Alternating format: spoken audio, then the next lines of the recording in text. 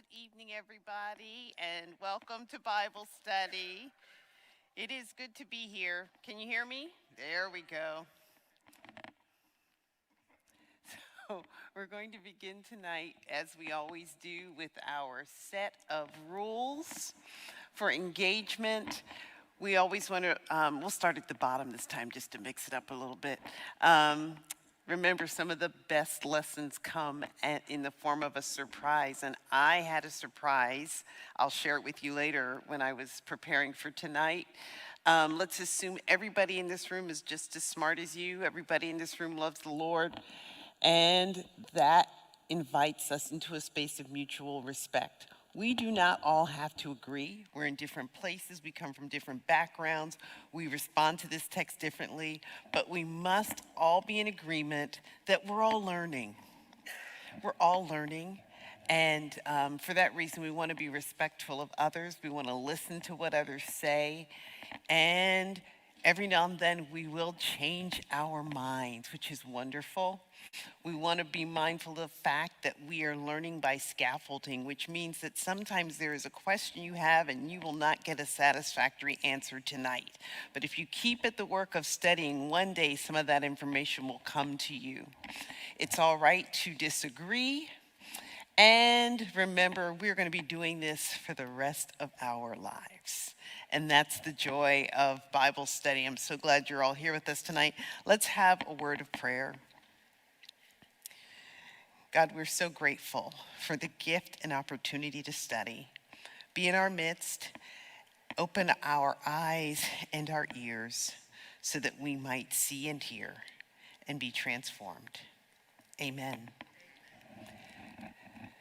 We continue our final installment of this series on roots, and we're calling it the Black Presence in the Bible, but I wanted to be careful to say that what we're really talking about is an African presence. So when we use the term Black, that's a construct. That is something that was created at a specific time in history for political and economic purpose. And so our Blackness, as we have it today, is a product of history.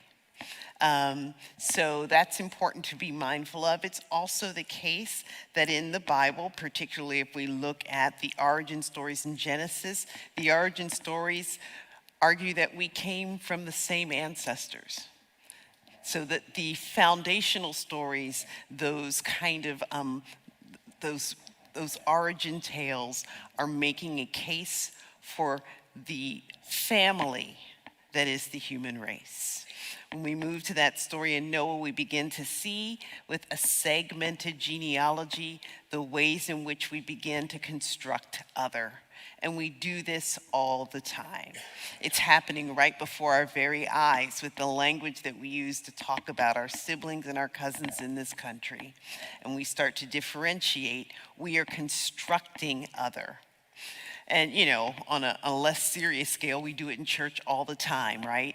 We have decided that some of us are more saved than others. We are creating constructs of other, all right?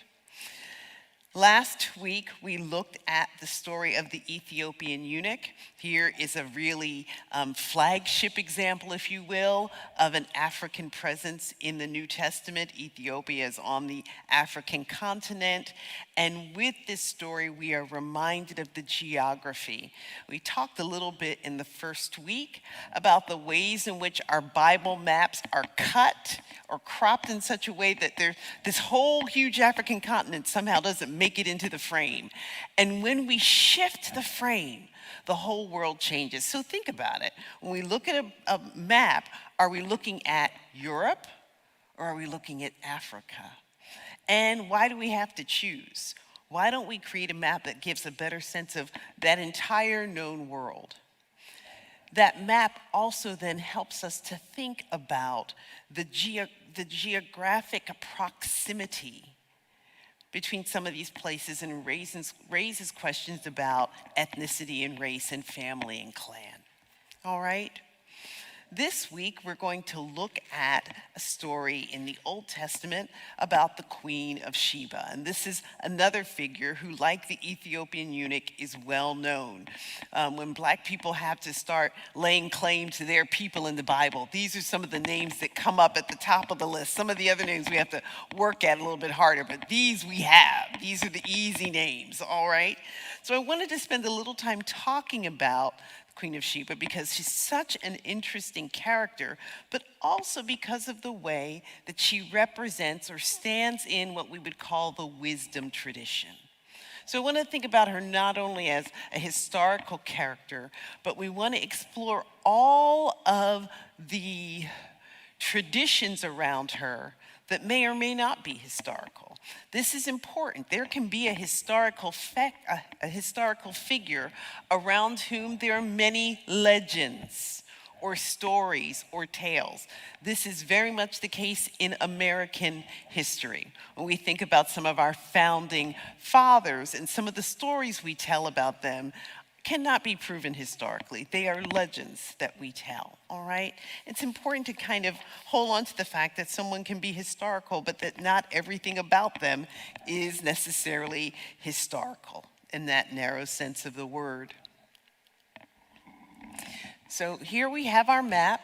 There we go, where we can see again where the Middle East is, and we're looking down on the African continent, on the eastern coast of Africa, and there is an area there called Meroe, which is now what we would think of as Ethiopia, and it is kind of on the same level as Lower Arabia, and so people tend to think about the Queen of Sheba as coming from that area.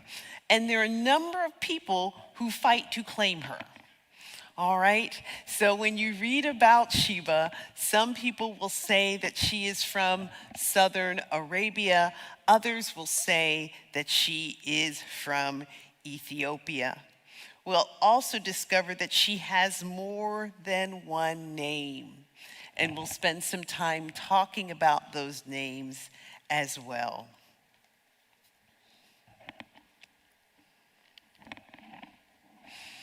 Before we do that, we need to do a little background information because the story of the Queen of Sheba happens within the context of what we call the Deuteronomistic history. I'm going to come back to that one in just a second. Hang with me. Oops, I'm going the wrong way. Okay, there we go. A bit of background.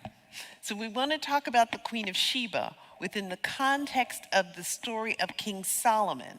And the story of King Solomon happens within the context of what we call the Deuteronomistic history. So the Deuteronomistic history is another construct. It's a group of books: Joshua, Judges, Samuel, and Kings. There's nowhere in any early manuscript where it says, this is the Deuteronomistic history. This is simply a name we give to it. And the reason we give it that name is because many scholars believe that an editor worked on these 4 books. And the reason they believe that is because every now and then a little speech pops up. And the speech pops up and it begins to talk about how what's happening politically has theological implications. So the Deuteronomistic historian is a construct, this person that many people believe worked over these passages to make sure you understood the intersection between history and theology. Let me go a little further. The argument of the Deuteronomistic historian is that the reason that the people ended up in exile is because they disobeyed God. The end. They worshiped other gods. The end. The Deuteronomistic historian is one of those preachers who only has one sermon. Wherever he is, wherever he goes, he keeps preaching the same sermon. That's the Deuteronomistic historian. Every time he shows up, this happened because the people disobeyed God. How did they do it? By worshiping other gods. All right? So what we want to think about is the extent to which Solomon's story has been shaped by that overriding theology. The books of 1st and 2nd Samuel and 1st and 2nd Kings used to all be considered one book, and then gets divided into 4 smaller sections. The story of Solomon himself comes in 1st Kings chapters 3 to 11. And we come to Solomon after Saul and David. Solomon is the 3rd king of Israel. And the way the trajectory works is that Saul is the very first king. Israel is making a transition from judge to king, and it's kind of bumpy, and Saul, he doesn't really get it right. And then comes David. Everybody loves David. His very name means beloved. David, David, David, David, David. People act as though David can do no wrong, except he does. But David is like Teflon. Things tend not to stick to him. All right? And what we see in the selection of David as king is this trope or pattern we see in the Bible where God doesn't choose the firstborn or the strongest or the most likely, but God chooses the underdog. That's not only the case with the selection of David as king, but it happens in the selection of David's son, Solomon. Solomon is not the oldest, all right? Solomon comes into David's family through Bathsheba, all right? His name, Solomon, Shlomo, comes from the root for shalom, meaning peace. And he has another name. Somebody in here knows Solomon's other name. I just have a feeling. Does anybody know Solomon's other name? What's his other name? Jedediah. And what does it mean? Beloved of God. So if you think about Jedediah, and it has that D-I-D, that's the root of David, the same name, beloved.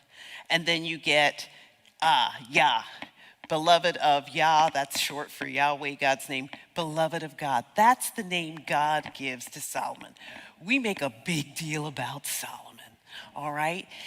Because it is Solomon who takes the nation into its identity as a big nation, as a big dog, all right?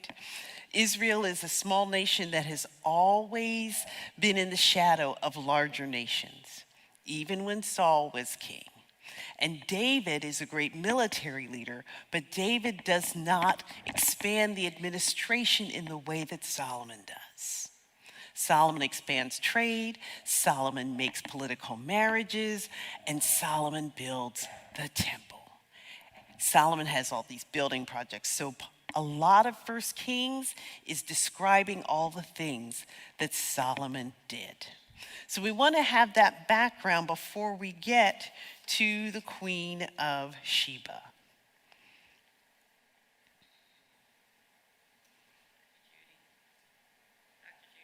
I hear you. Just give me 1 second. Yes. Wait. No, come on. I'm going to tell you a story. Sometimes I'm out in the world minding my own business, and somebody comes up to me who's watching Bible study online, and they say 2 things. Thank you so much. I really enjoy Bible study, and thanks to all the people who come to the mic so we can hear. So thank you. It's on. The question I had was, did that happen? Did that expansiveness happen because he asked for wisdom and not for riches? All right, we're coming to that. Give me your, just thank you. That's a great question.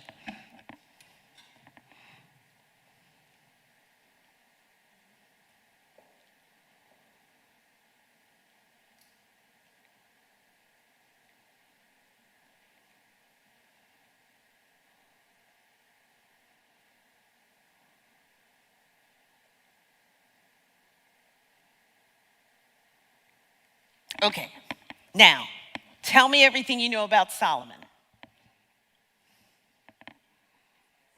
You can, well, you better shout. He wrote that he was part of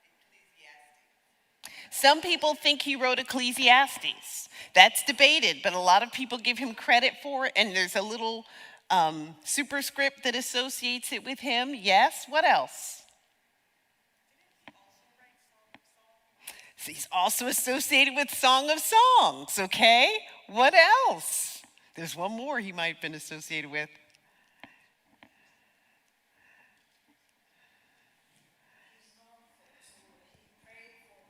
He prayed for wisdom. And God granted him wisdom, all right. What else do we know about Solomon? Yeah, Ecclesiastes. Proverbs, that's the other one I was looking for. Ecclesiastes, Song of Songs, Proverbs. Wisdom, what else? Wealthy. Women, all right. Wisdom, women, and wealth, all right. What else? I was going to say he was the first one that broke the promise with God after David not take other wives and to not worship other gods. Oh, yeah, that part. Yes, there's that part of the story too. Yes. He was well known, which is how we come to the Queen of Sheba, right? He was well known. Come on, you get that mic. If you are able-bodied, get it. Did he build the first temple? He did. Yes, Solomon's temple. That's all in that section between 1 Kings 3 to 11. That's Solomon's story. And if you think about the book of Kings, he gets a lot of real estate in Scripture, right? He's also the last king to rule over a unified nation. It's after Solomon that the nation divides between the north and the south. So in some ways, it's the high point and it's the point where things drop off. All right? So Solomon is known for his wisdom. So let's see. Who has a Bible who would like to come to the mic and read 1 Kings 3 through 15?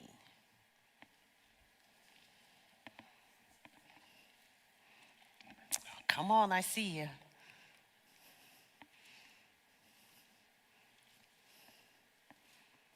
First Kings 3 through 15. I might tell you to stop a little before that, but we'll see.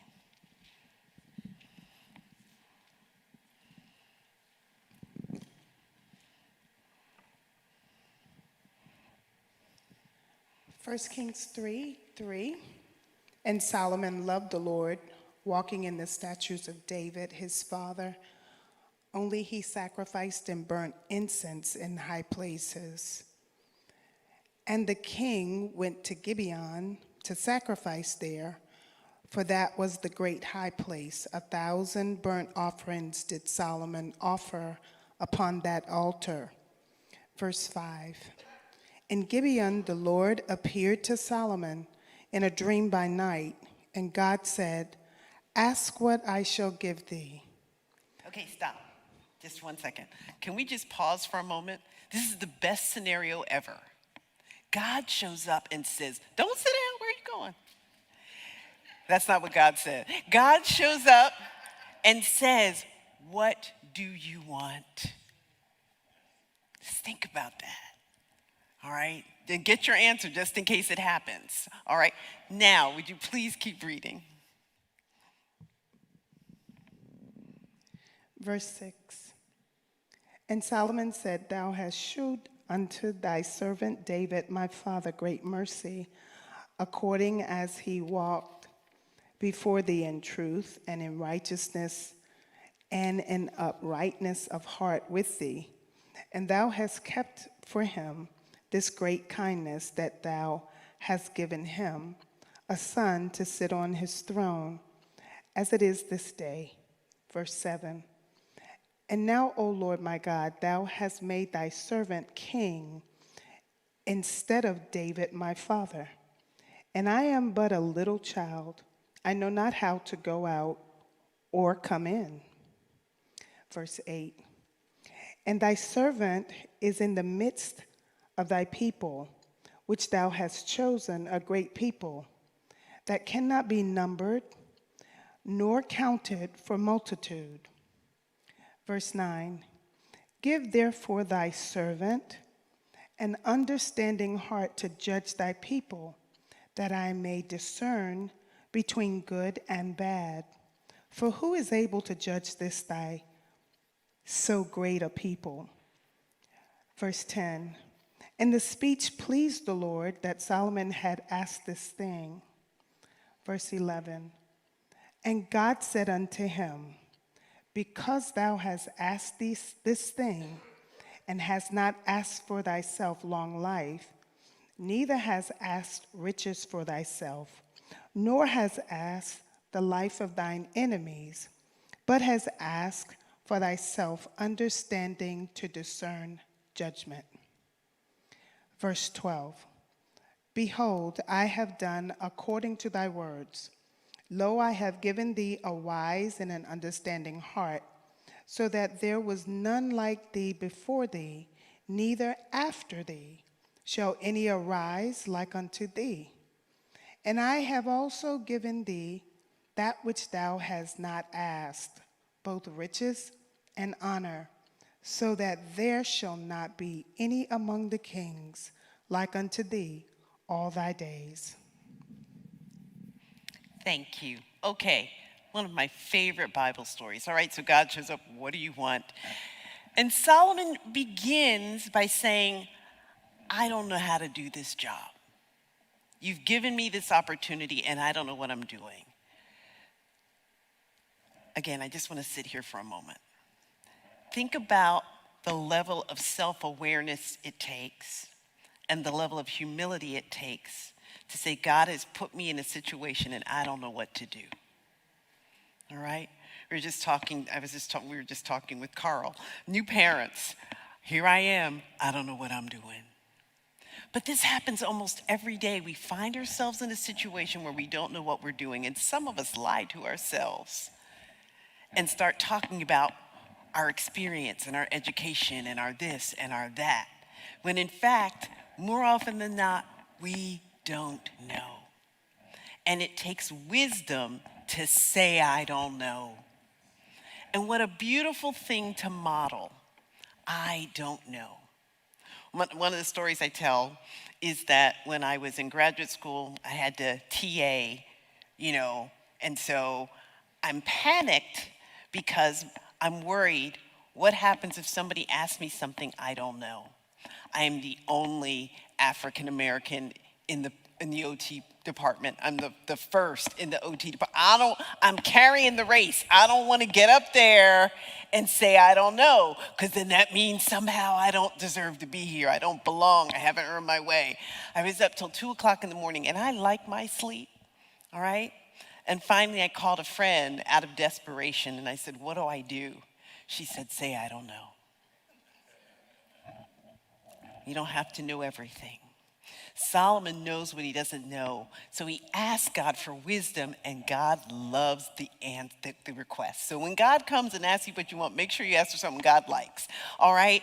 God says, because you didn't ask for all of the obvious things that your daddy would have asked for, or that Saul would have asked for, or that most kings would have asked for, I'm going to give you what you asked for and all that other stuff. Now I'll go back to Proverbs.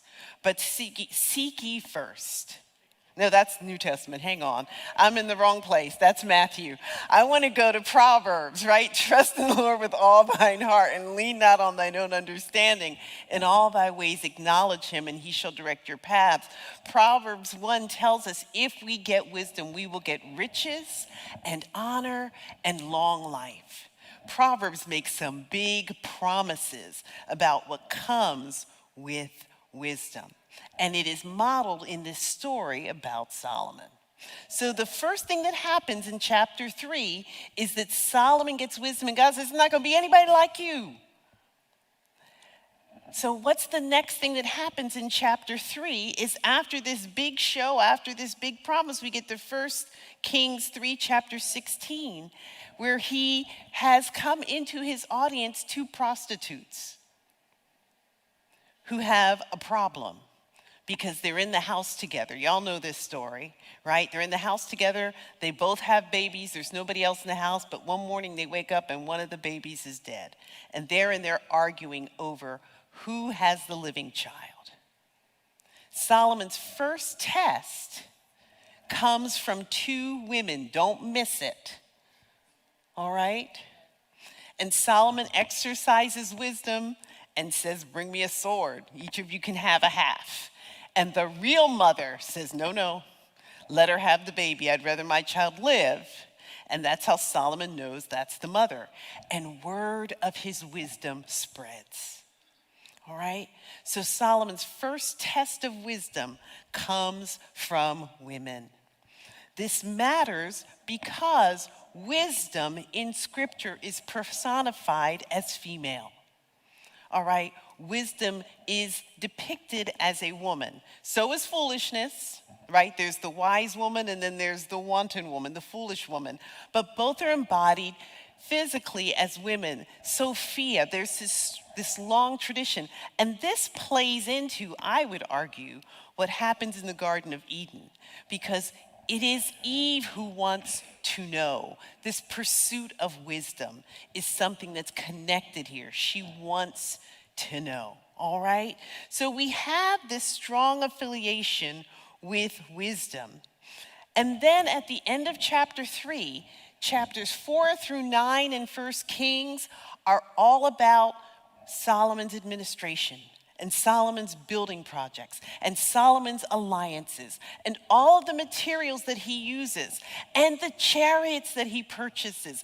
Remember who's telling this story. These are the people who didn't have all that stuff. This is their big moment. We have things and chariots, and we look like a real nation. And then we come to chapter 10. So I'll read the first few parts of chapter 10. News of Solomon's wisdom and wealth spread.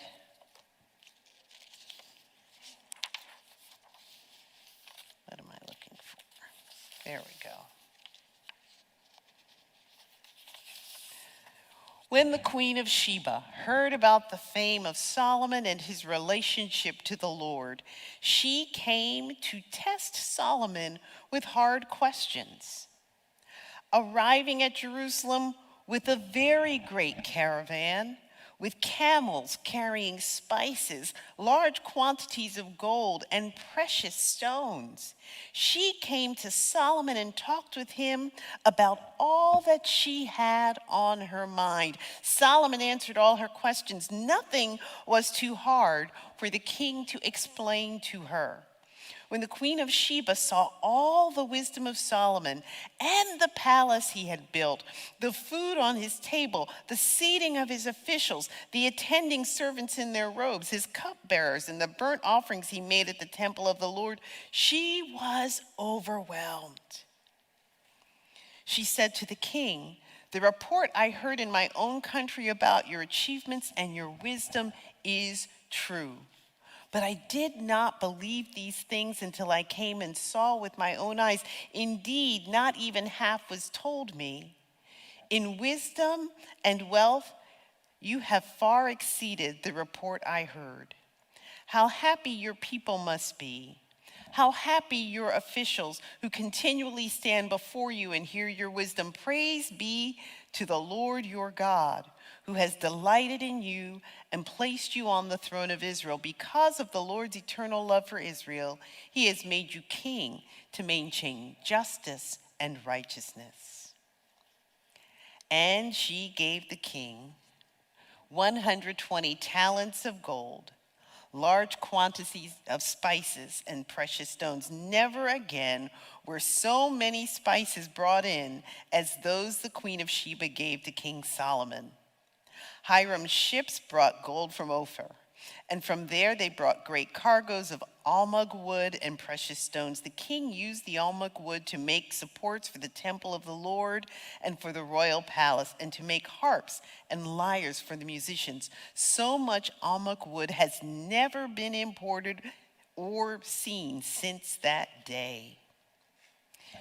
King Solomon gave the Queen of Sheba all she desired and asked for, besides what he had given her out of his royal bounty. Then she left and returned with her retinue to her own country. Tell me what you heard in that reading. What did you notice?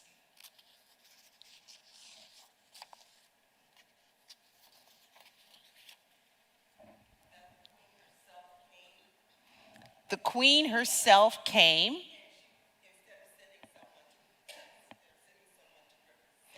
She did not send a representative. She came herself. Okay. Anything else that you noticed?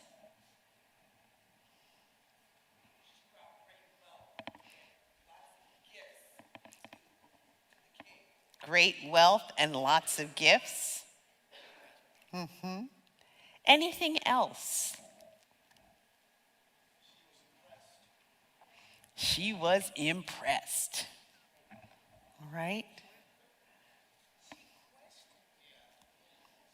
I'm sorry, the people online cannot hear you.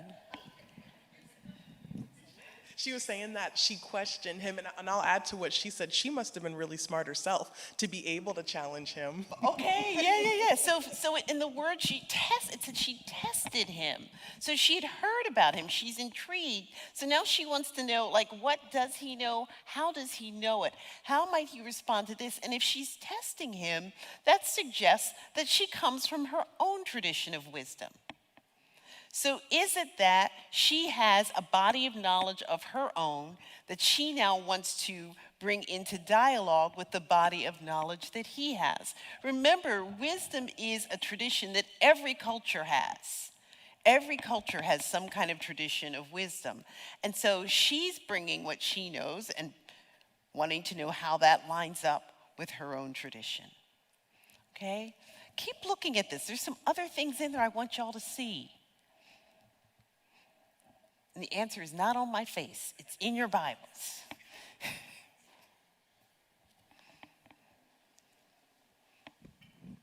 It says that Solomon gave her everything she desired. And what was that? So I was curious because I'd watched a video a few weeks ago about how Christianity and Judaism was already in Ethiopia, and they believed that Solomon had a child with the Queen of Yes, there's this whole tradition around Solomon and Sheba having a child. We're going to talk about that. What else do you see in this text?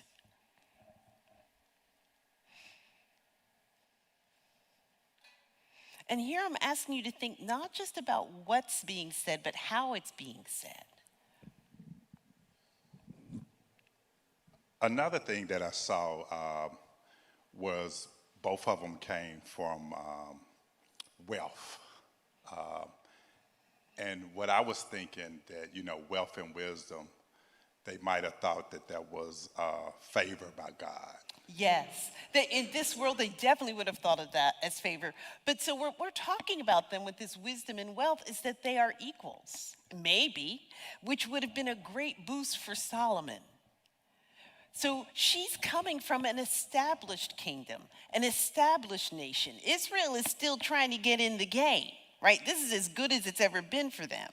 It means something that she came to him, okay? Means something. A couple times it says that never since after that day has been this much resources have been given to the king.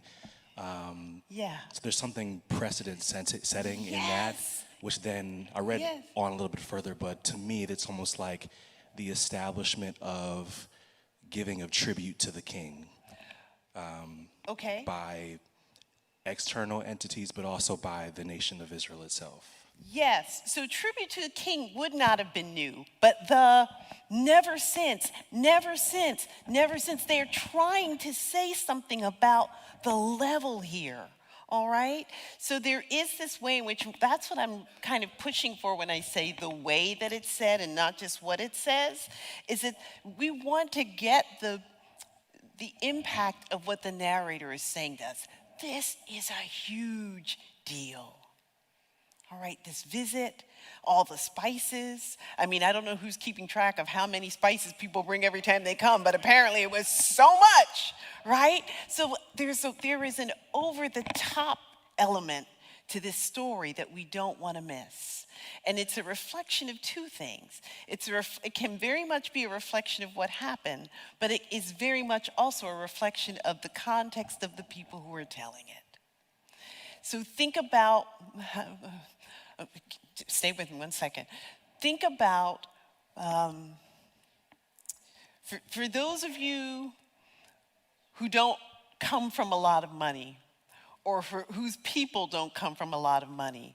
And then think about what happens the first time you get something nice and how you get a little crazy, right?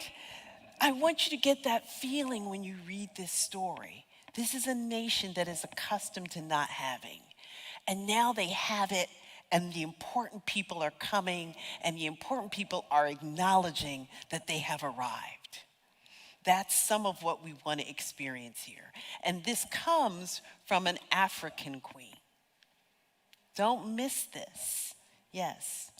So I have the New King James Version, and to me, as I read it, there was like a gentleness in the wording.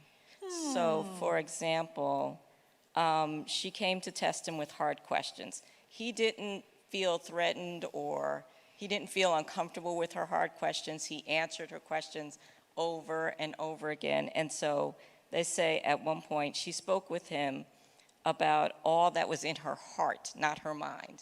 Very different. And then towards the end of that, it says, and his entryway by which he went up to the house of the Lord, there was no more spirit left in her.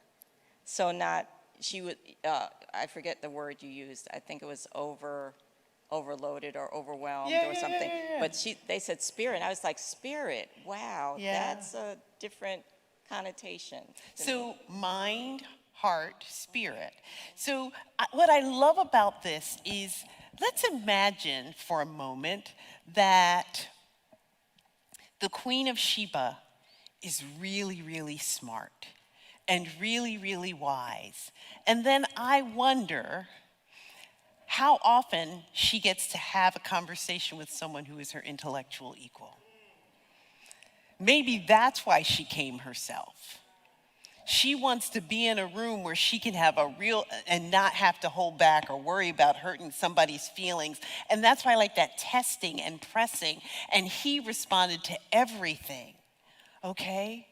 I think there's something, and then to go from that to her heart, to her spirit. I mean, so there's this, if you want to imagine that there is a relationship here, there's enough stuff here to make a really good story. And I'm sure there's some, I haven't seen all the movies, but I'm sure they do all of that.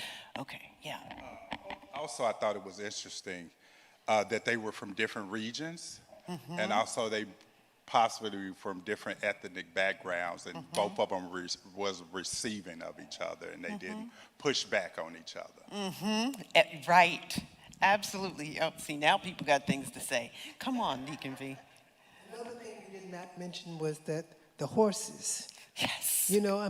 I never think in terms of people giving animals or Yes. horses as gifts. Yes. And then I thought about Solomon also. Looked like he would have said, hey, wait a minute, why don't you take some of these things back? But he kept saying, yes, yes, thank you, thank you, thank you. All right, I'm going to respond to the first part of what you said. The first part. So the horses are a big deal. And we have archaeological digs where we have found Solomon's stables. So having the horses was a huge deal. I mean, these are ways in which Israel shows that it's like the other nations. And again, if you know what it is like not to have, there's certain markers, there's certain things that say, I am with the big dogs now. And there's a piece of that in Israel because she was, for so much of her existence, an underdog. Yes. Really feeling a male, female thing here. I mean, she's bringing attitude here. She's what? She's bringing attitude. She's bringing attitude? She's bringing, but I don't say that in a negative sense. She's got an A game. And so she's heard, Yes. word has come in, and so now she's going. And so she's bringing, but we also find that she takes a whole bunch back. Okay? Yes. And so it's a thing, I think, of just sort of feeling Yes. each other out. It's sort of a give and take type of a thing, and say, yeah, what I've been hearing, I wasn't really believing, but, and it's not a test, she's interrogating him. Yeah. And he's responding. Yes. But he is also impressed with her. Yes. And this is, I want us to, I think this is true. I think there's a real parity here, which we don't want to miss, particularly if Solomon is as wise as text says he is. Go ahead. Yes. Verse number 9 left me with a lot of questions, where she makes this comment about the Lord your God to Solomon, which raises a question about, well, what kind of God did she identify with? And coming from Ethiopia, which, in my understanding, they worship God as well. And was she differentiating the God that she knew in Ethiopia, or was she identifying more with the God that Solomon was blessed by, as if to suggest to me she came hungry? In addition to all the gifts and stuff, I saw a hunger there of her wanting to know something about God that maybe in her, getting to know God from her culture did not satisfy. That's interesting. That's interesting. Yes? Now hold it to your mouth if you're going to hold it. Okay. Back in chapter 3 and verse... And it went just like this. Wait a minute. Okay, in chapter 3, verse 13, God tells Solomon that he's given him things that he didn't ask for. Yes. And riches was one of them. Maybe he's using Queen Sheba to give the riches that God promised him. Yeah, okay. It certainly adds to his wealth, right? I mean, they give each other things, right? So this is like, yes, this is lovely, okay, this exchange. Yes. So I actually did want to piggyback on the second point that Deacon V brought up around how, why didn't Solomon kind of stop Sheba and say, hey, you can take some of this back? And it kind of goes back to the point that you were raising around how when people first act, when you're not used to really having things, and then you come into this place where you do begin to have things, and it's kind of like, he may not have stopped Sheba, not necessarily out of greed, but out of fear. Because yes, you're giving me all of this stuff, but how long is it going to last? And what happens when it runs out? And there's kind of this thing of if you don't come from much, and then all of a sudden you come from much, you always kind of have that chip on your shoulder of when's the other shoe gonna fall? And when am I gonna wake up and I'm gonna be right back where I started? Yeah. Okay.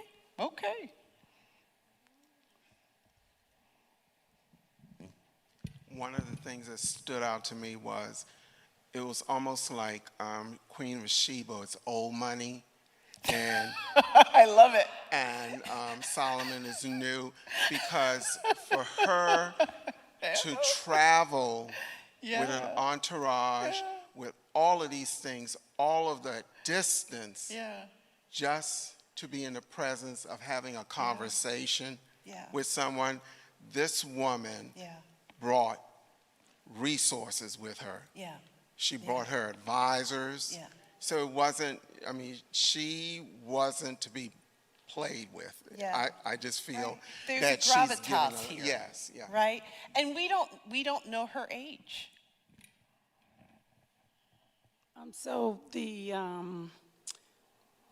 customary, the travel, so for Queen Sheba traveling to him, I think established him, because in order for queens and kings then go blessing subordinates or whatever. There was an equal exchange there, as we discussed. But this is also the first time in the text that a queen is acknowledged in the Bible. So her heritage, where she comes from, how she's labeled, adds significance to the story and how it elevates Solomon, even throughout the Bible and throughout the story. Yes.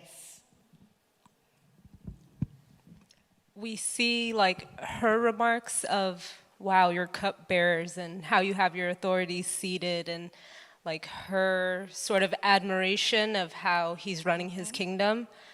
And we don't hear or see Solomon's remarks. Like he's not explicitly saying to her like, well, you've come with all of these things, but whoever is the observer or writing this is making that, like, he might be playing it cool, but they know the gravity of what she just brought. Right. I mean, so this is important. Who's telling the story and why are they telling it? So the purpose or function of the queen is to validate the new king. So, right, there's not, so that's really a good observation. So someone mentioned the way in which she validates him. So remember, we have the story of the two prostitutes in the second half of chapter 3, and we have the Queen of Sheba in chapter 10. They bookend, for the most part, Solomon's career. There's only one more chapter after this, and it's about when things start to go bad. So chapter 3, the second half of chapter 3 and 10 are kind of the bubble around the good period, if you will. And so there's a way in which the prostitutes validate his wisdom at home, and the Queen of Sheba validates his wisdom abroad. One happens before, and the other happens after his administration, the material about his administration, and we go from people of low estate to the highest. So there's this lovely structure that's created between these women. And as I said, it's consistent with this understanding of wisdom being associated with women. And it causes me to think differently about Solomon and his love of other women, many women. I'm going to come back to that in a second, all right? So the Queen of Sheba, some people say that this is southern Arabia, connecting Sheba with Saba. We also talked about it as that area of Meroe, which is where Candace or Candace comes from in the New Testament story. Josephus is an early historian who connects the Queen of Sheba with Ethiopia. This is what we call extra-biblical evidence or literature. So sometimes we read about something in the Bible, and the Bible's the only place where it's spoken of. Here is an example of a character who's spoken of not only in the Bible, but in sources outside the Bible. Historians love that, all right, because we have more than one way to get at that character or that event. The historical character has a lot, as I said earlier, a lot of legend around her. In the Quran, this same character is called Bilqis. And in the Quran, she leaves her own religion to follow Solomon's God, but that's Allah and Islam. So every tradition has a different trajectory for her. And then Ethiopian tradition, we have Makeda, or if you're from Jamaica, Makeda. She converts to Judaism and has a son with Solomon, and his name that should be Menelik, Menelik. And that is a picture then of their son who returns to see or meet his father as an adult. And the legend is that Solomon gives him the Ark of the Covenant to take back to Ethiopia, which is where, according to tradition, it still is. So we have, again, a tradition in Islam, a tradition in Ethiopian Judaism and Christianity. We've got all these different traditions around a character that we know to be a historical character. So let's make sure we've gone over the things I want to make sure we've talked about. So we know that she appears in 1 Kings and 2 Chronicles. She's referred to in Matthew and Luke as the Queen of the South, right? And as we said before, this is a story that's created to emphasize Solomon's wealth and wisdom. But the reason that she can emphasize it is because of her own gravitas and what she brings. All right? She is associated with a period of time, 10th century BCE, and many people pick up on the possibility that there was a sexual relationship between Solomon and the queen. We talked about the son in the Ethiopian tradition. In Islam, they have a son, and his name is Rehoboam. And in another tradition, they have a son, and his name is Nebuchadnezzar. So we have this stream, this tradition, this trope that seems to go with the Queen of Sheba. Some people would argue that she is the woman in the Song of Songs. So that's an interesting possibility, because if you read the Song of Songs, the woman says, I am dark and comely. She says she's dark because she's been out in the fields. So I suspect the queen was not out in the fields, but okay. What I want to say is that because of the way she appears in different traditions and in extra biblical material, this is a character that we cannot deny. She is a historical figure, and she has a role in what happens. So I have here different images of the Queen of Sheba, and I want to talk now for a moment in the time we have left about the Queen of Sheba as icon. So we think about icon as an image that allows us to see through. The whole idea of iconography is not to stop at the image, but to see beyond it or through it. I'm not talking about the icons on your phone. I'm talking about the icon, the religious writings, they call them writings, images of saints, and the person who writes an icon, it's called writing an icon, is trying to make it so that it is a lens that we see through. So I want us to think about the Queen of Sheba as a character that we are drawn to, but we're not supposed to stop there. We want to see through her. What is it that she enables us to see? This series has been about the African presence in the Bible. And it comes out of a history of stories being told in a way that ignored the geography and the people of the ancient world. The whole motivation behind having lessons around blacks in the Bible comes from the fact that we've been erased from stories. Not that we weren't in the Bible, but that the people who interpreted the Bible somehow whitewashed characters. And the challenge of whitewashing in the biblical world is you'd have to whitewash everybody. All right, everybody's got a little something in them in this part of the world. All right, so we, in our effort to retrieve that, now have to move beyond that. I think we don't simply want to identify and locate African bodies in the Bible. That is a limited endeavor. I want us to begin to ask questions about embodiment. When we talk about embodiment, what we need to recognize is that we are all spirits in physical bodies, all right? And our embodiment shapes our existence. All right? Literally, if you're a really tall person, the world you see is different than the world that other people see. If you do not have the use of your legs, you move through the world differently. Your embodiment shapes your experience. I want us to begin to draw on what we know about the African presence in the Bible, but go through it in the way that we would look through an icon to ask ourselves these two questions. Last week, we talked about the Ethiopian eunuch bearing witness. What does it mean to tell our story with our presence? What does it mean that God calls you to do what God calls you to do in your body. Okay? What does it mean that God calls you to parent, to be a spouse, to do your job in this body? And how does this body bear witness or give testimony to God? Go back to January when we had our seminary Saturdays. The first week, I still can't get past what Dr. Blunt said about we are called to bear witness. Everywhere we go, we are called to bear witness in our bodies,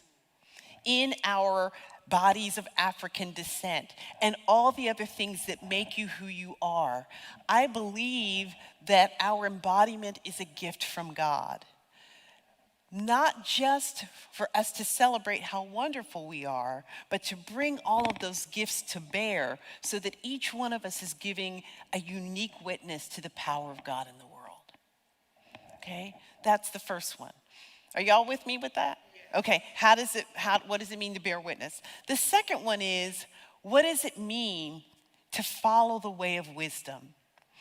So we talk about wisdom, and I always say wisdom is not a thing you get. Wisdom is a way of life. And so the whole thing about wisdom is learning to walk in a certain way. And what happens to Solomon is at a certain point, he stops walking in that way. The wisest man in the world loses his way. So that means we are all vulnerable, that we all have the potential with all of the best intentions of losing our way. What does it mean? How do we find our way so that we are humble enough to consistently seek, pursue, and find the way of wisdom? I believe that our experience as people of African descent in this country gives us unique information on how to do that. So that the examples we see in this text are not simply so we can keep score of how often we show up, but they're to inform how we move in the world. So the larger issue is, what do I learn about these things that's helping me to be a better witness? What am I learning about these things so that I can walk in the way of wisdom? Okay? I think that's everything I need to say. Okay, so I'm going to stop there. Do we have any questions before we go?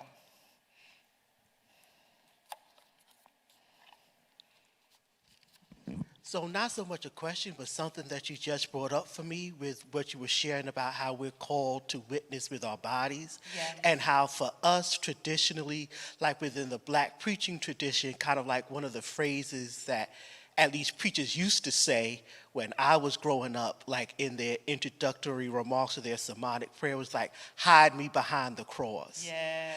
And it's kind of like, God didn't call you to hide you. God called you to use you. Yeah.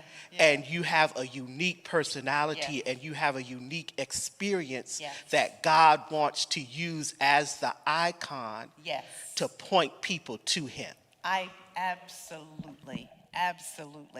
Beautifully said, and that's a good place to end. So we won't meet again until April because March is March Gladness, and we'll come back in April, and we'll start a new series. And I know what it is, I just don't have a catchy title yet. So we're going to be looking at minor and secondary characters in the Bible. Okay, so it's going to be something like siblings, sidekicks, and I can't get the last part, but I'm working on it.